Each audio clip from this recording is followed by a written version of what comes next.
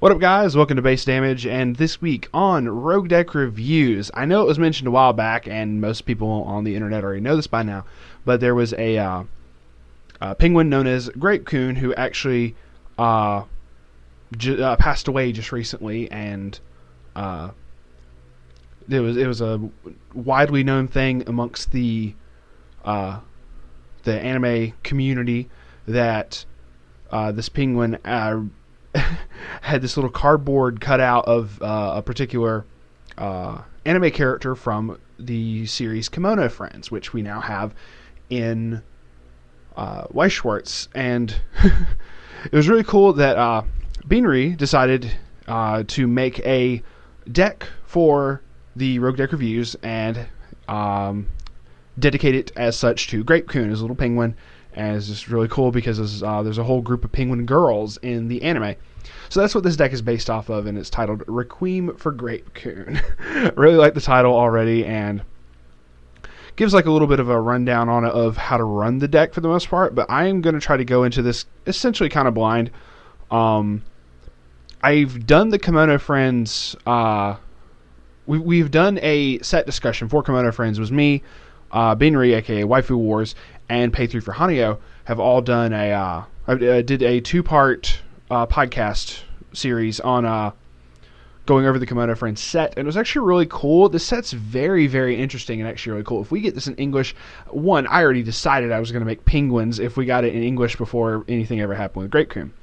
So there's the only thing of this is right now I have like 50 I have like 20 something tabs open, because luckily Heart of the Cards has all the translations and whatnot, and it was really cool to just easily link it to it.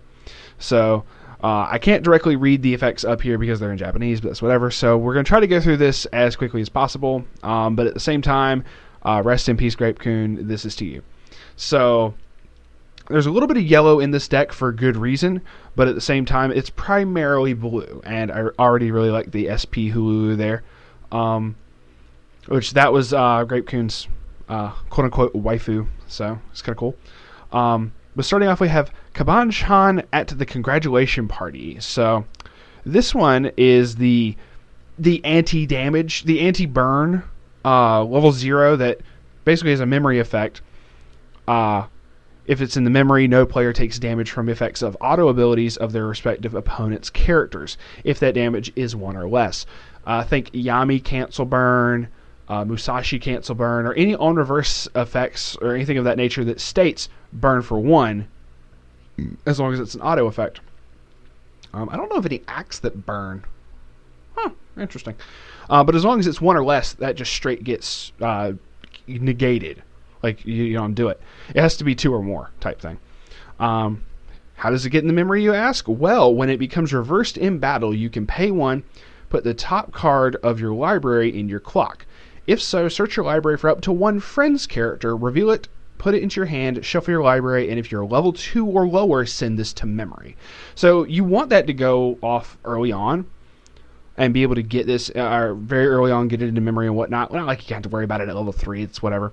And the upside to this is also it searches anything in the set. It's the entire set is friends trait, except for one character that's like a mecha. I think it has friends and mecha trait. I could be wrong. But it's a little robot thing that drives the bus that they travel around on and whatnot. It's really cute.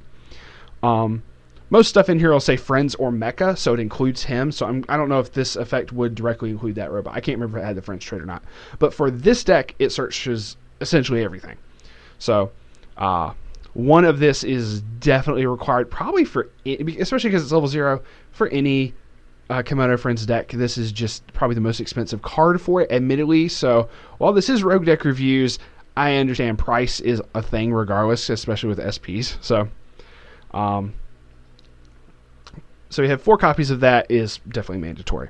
2 copies of Serval Driving, and that is going to be 001K. When it's in the front row center slot, she gains +1 soul. That's kind of cool, especially early on, being able to try to push for a little bit extra damage. That's whatever.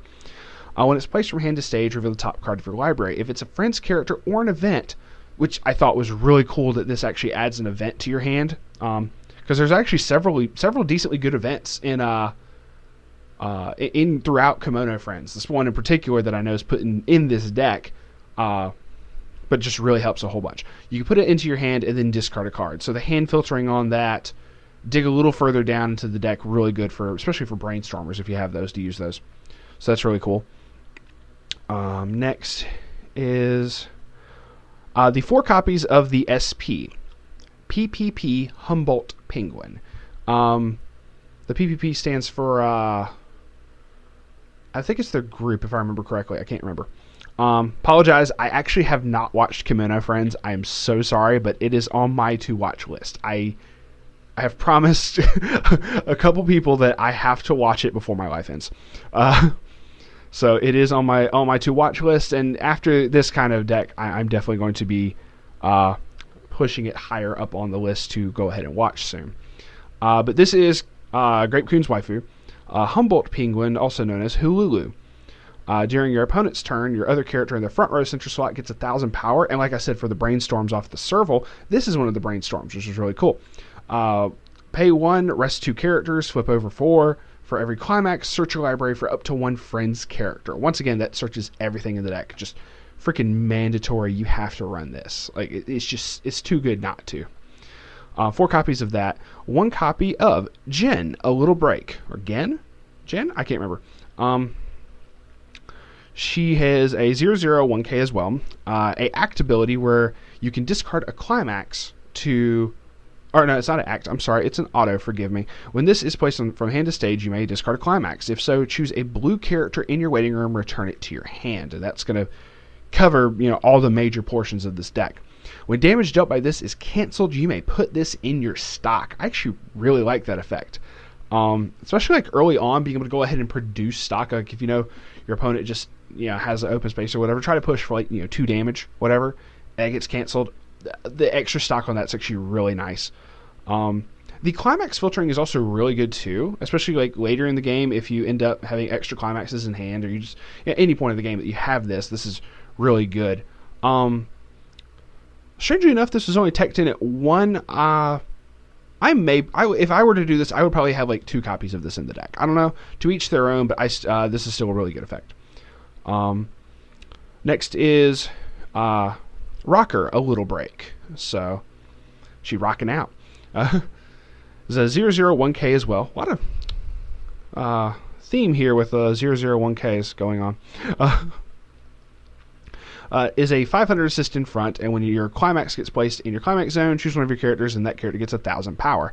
It's literally Asana's Married Life for blue penguins.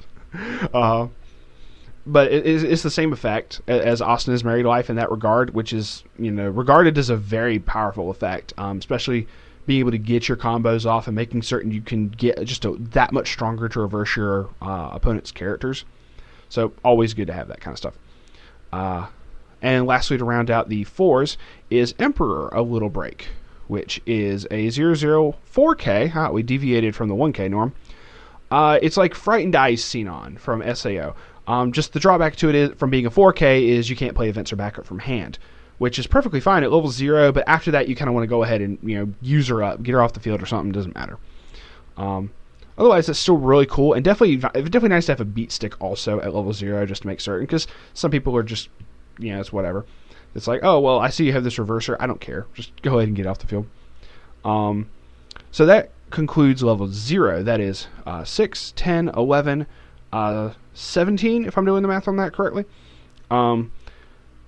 Next is into level 1, obviously. So first we're going to have Commerson's Dolphin, Love is Playing. I believe this is this one of the promos? No, it wasn't one of the promos, I'm sorry. It's an SP for this, so this has art similar to one of the promos, if I'm not mistaken. It's really cool. It doesn't have the same picture up here, so it's definitely one of the SP ones. When this is placed from hand to stage, she gets 500 power for each of your other friends' characters. And I'm sorry, how big was she? She was a 4/5. Oh, I remember what this one does. Okay, I remember what this one's mainly used for. She has a resonate effect at the start of your encore step. If you can reveal a copy of her to return the same copy of her to your hand. So what you would do is you would play her last and get a +2K buff, so she's a 6/5. and then just every time you would, you know, at the end of your turn, you would swing with her or whatever, or if, you know, if she survived or whatever, it's whatever. But for the most part, if you can always bounce her back in case she, you know, they used a backup and you couldn't get over a character, and constantly have that hand to be able to use. It's really cool. Because she's a 0 cost. Yeah, she's a 1/0. So then 4 copies of her, 4 copies of Emperor, New Leader Outlook. Has one of the starting climax combos of the deck, and I can't remember which one it is. I can't remember if it's the one that's Azora Dreamer, Idle Aura. I think it's Azora Dreamer. Just trying to remember my knowledge of the set. Yes, called it right. 1/0, 5k. When this attacks, if Azora Dreamer is in the climax zone, which is a 1k1 book trigger, so draw power, and you have another blue character, look at up to 4 cards from the top of your library, search for a friend's character, reveal it, put it into your hand. Being able to not have to worry about like on reverse effects, this also being uncommon, is a very good engine for just the entirety of, you know, Kimono Friends in general. A lot of the times, if you see these effects that have something similar to this, either they're a cost, they're a stock payment, or they're a on reverse effect. So this being completely and totally free to grab anything in any character in the deck, which is really cool amongst those 4 cards, admittedly. But the cards I'm comparing it to are stuff like Needham Nami that has to reverse to be able to do that effect. And I know there's Amelia that does this something similar, but I think she was a stock payment. I do not remember that. If I'm misremembering that, I greatly apologize. But I want to say that was a stock payment. But this being one, an uncommon that does this. The other 2 that I mentioned are like fucking double rares. So, admittedly different sets, sure, but by comparison, this is really, really cool. So next is 4 copies of that mandatory. 2 copies of, once again, I don't know if it's Jin or Gen, I'm sorry, Orthodox Idol. So 2 copies of her. She's a 1/0, 5k. Excuse me. And she has one effect. When this is placed from stage to the waiting room, you may reveal up to 3 cards from the top of your library. If you reveal at least 1 card this way, choose up to 1 friend's character amongst them, put into your hand, put the rest into the waiting room, and then discard a card. So this is literally the new, almost a mirror copy of the new Kirito from Re-Edit, Determination with the Life on the Line. The only difference being is he's a 45 that can get a 2k buff, and she's just a straight 5k. Still perfectly fine by that means, but if she dies, they both go off when they die also. Other than that, the effect is word for word, near about minus, you know. Once again, grabbing any friend's character. That's the entire deck. That's great. And then the hand filtering also definitely helps. So, definitely like her. Definitely like this ability. Especially, I've been using, when using SAO, when the re-edit set came out and I was able to pick up copies of that Kirito is so fucking useful. People just, a little expensive, but you know, this being an uncommon by comparison once again, is just so useful if you've never used it before. Obviously you also got to learn when you want to use it and try to figure out the most optimal times to use it, but you play the deck long enough, you'll figure it out. So that is 10 cards at level 1 and easily able to get a lot of these cards. Getting on to level 2s, we have a single copy of a green, but it's a backup. It's a character backup for, so you don't have to worry about the green being in level or clock, which is perfectly fine. Kaban-chan, Helping Out, is a 2500 backup, and it's an anti-change. So when you use the backup of this, you may pay the cost, which is discard any 2 cards from your hand. If so, choose one of your opponent's characters with a level higher than their level and put it into the waiting room. Definitely prefer this effect over... admittedly, you got to pitch extra cards from hand, but if you're about to refresh, try to pitch those climaxes and go ahead and get those cycled back in. Otherwise, this is actually very good. There was a similar backup in TLR.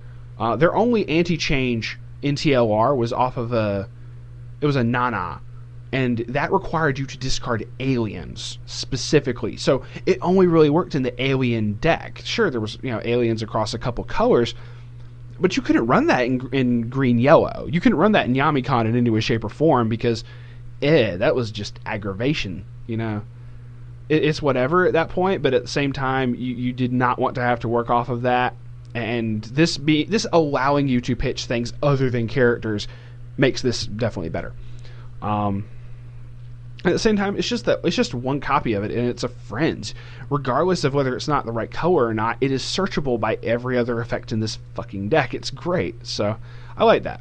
I always say most decks need some type of anti-change in them anyway. Getting into some more nice looking SP art, so a lot of this probably isn't going to come up on Heart of the Cards. PPP Gintu Penguin, which is... Oh, it does have it up here. Cool. A assist in the back row, basically. Your other character in the front row center slot gains character encore, and all of your level 3 or higher characters in front of her gain 2,000 power. Very nice buff for only a 1-drop. This is actually really awesome. And part of a combo, one of the finishers of the climax combo of this set, actually requires having a lot of the PPP cards. So next is 2 copies of her. 2 copies of PPP Southern Rockhopper Penguin. So she starts doing some fun shenanigans. When she's placed from the hand to the stage, look at the top card library, put it on the top or bottom. Okay. When this attacks, if the level of the character opposite this is 3 or higher, she gets 6,000 power for the turn. She punishes early plays. Straight up just demolishes them.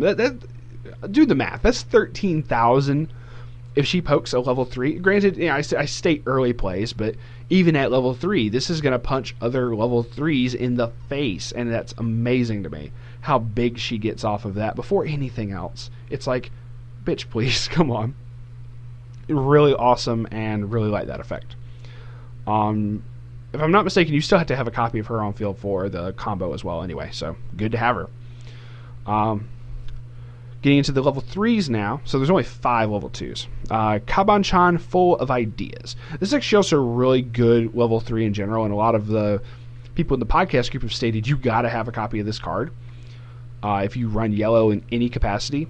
First off, she's an early play. If there are 2 or fewer climaxes in your waiting room, she gets -1 level in your hand. I'm sorry, I didn't say she was a 95. For each of your other characters that's friends or mecha, this gains 500 power. This might as well just read for each of your other characters on the field. I mean, seriously. This gains 500 power, and that means she can come up to 11.5 on her own. When she's placed from hand to stage, search your library for up to 1 event. There is an event in this deck, which is a really good event. Reveal it, put it face down under this as a marker, and shuffle your library. Now she has an act where you can discard a card to return that marker from under her to your hand. So it's on play, specifically deck thin a little bit. If you're able to early play and keep her alive, you can do a little bit of neat little compression early on. But if you want to go ahead and get that to your hand, discard any one of your cards and add that event to your hand. Especially if you have to do that at level 3, it's really good to have that event. Which this deck runs more than enough yellows. You're not going to have a problem with getting that color. So that's perfectly fine. Next is 3 copies of, that's PPP Royal Penguin, and this is the event you're going to want to grab, just state. Royal Penguin, which has a wall of text, but I'll go through it as quickly as possible. First off, she's a 3/2/10K. When she's placed from hand to stage, you may choose a blue character in your waiting room, return it to your hand. Usually effects like that are kind of reserved for red cards, but as of late, I've seen that on a couple different blue cards and whatnot, so that's actually really cool. This ability activates up to once per turn. When this attacks, if Idle Aura, the 1k1 pants trigger, is in your climax zone, and you have one of each of the other PPPs, basically, if you have the... Oh, I'm sorry. Read that wrong. If you have another of Gintu and Humboldt, which was Gintu and Humboldt, just verifying, because I have to remember how this worked. If you have Gintu and Humboldt was the 0. So if you have basically the two assist back row and the level 0 back row, this is when this is able to be done. When this attacks, if you have those and you have those, you may pay the cost, which is 1 stock and then discard a card. If so, reveal the top card of your library. If it's either a friend's character or a particular event, which you don't run, but if it's a friend's character, essentially, choose up to 1 of your Emperor Penguins or your Southern Rockhopper Penguins, basically, respectively, the other level 3 and the level 2 we mentioned that gets big. and you stand them. So you have those on the field, you swing with each of those first. Then you swing with this and restand them, and just, oh my goodness, it is just so insane. Basically, it's a much simpler switch combo, because that's fairly easy to pull off. Like, okay, if the top check goes through, you are fine. Mostly because the only thing you have to worry about this being in the deck is if it's either the event or if it's one of your climaxes. And you only run 2 copies of the event, and you're already playing 1 climax for this combo anyway. So at that point, I mean, you're going to be trying to hold these in hand anyway. It's whatever. Your chances for that are already going to be like fairly decent as far as making certain that it's a friend's character. As long as you keep track of how many climaxes you have as well, this is more than likely going to go off. And I can't see a problem with it. So, really nice, and just a really, really awesome way to just essentially get off 5 attacks. Just straight up be able to get off like 5 attacks with this combo is just so cool. And 3 copies of her. 3 copies of the Emperor Penguin, which is one of the other ones that can stand off of the other one's effect. If you have the level 2 and the level 0 in your on the field, she gets -1 level in hand, which is really easy early play condition if you ask me. I mean, a lot of times you see that like you don't see that much. I've seen ones where it's like if you have at least 4 other of the same color or 4 of a music character or whatever. I can have 2 other specific characters on the field and be able to early play this, which is really awesome. And then she's a heal 1 on play, which is always good. Ain't gonna lie with that. So always good to have those, and just a really, really cool in-game finisher. So 3 of her, and 2 of the Caban. So you have 8 level 3s in total. Your 2 events are level 3 cost, which is this paper airplane, and it's quite simply a rest counter. It's just you pay the 3 stock when the trigger step goes off, and you choose one of your opponent's characters and you rest it. So can really save you from stuff like switch combo, or even if you're mirror matching in some way, shape, or form, be able to go ahead and rest that middle the level 3 that stands everybody. Really cool. This would even hurt something like Konosuba, like with the goddess decks, doing something similar. The level 3 Eris has a restand effect, but it's only if your middle center attacks. It's only when the middle center magic attacks. So what they're gonna want to do is they're gonna swing with their left and right stage first, and then they're gonna attack with the middle center to restand whatever Erises are on the field. So this would hurt that incredibly by going, okay, they swing with 1 Eris. Pay 3, as long as it's not like a darkness, because I don't think darkness has a magic trait, though. I cannot remember. I think she's Adventurer and Worries. And if I'm not mistaken, the goddess, the Eris requires it to be a middle center magic, if I remember this correctly. But anything similar to this as well, you go ahead and rest that middle center, and then they just can't do their restand shit. It's actually really cool and can save your ass. So basically, you're going to use that Caban to get this to your hand and be able to use that way. So it's a really good effect. So 2 copies of that, and then 4 copies of the Book Trigger for the Alzor Dreamer, and then 4 copies of Idle Aura for all your Climax combo needs. And then it's just really good. I really like this, and I already liked Penguins, like going over the set and whatnot. And this was just really cool to be able to go over as well for this. And once again, it's in honor and memory of Grape-kun. Thank y'all very much for watching. And we will just end on having this pulled up, which is the waifu of Grape-kun. So, rest in peace, big buddy. And thank y'all very much for watching. We will see y'all on the flip side. This deck is super awesome, and peace out for now.